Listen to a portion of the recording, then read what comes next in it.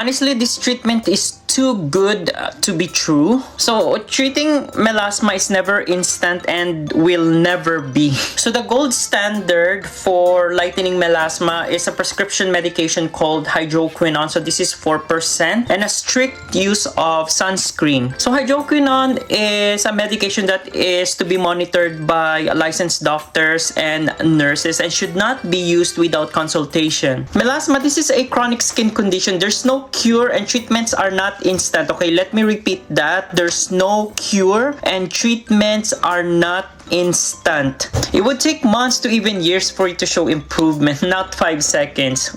Honestly, treating melasma is very difficult and it can recur, it can come back. So you really have to see your board certified dermatologist. Avoid going to the, those day spas or those unregulated places because it's not good. My gosh, akala ko namatay.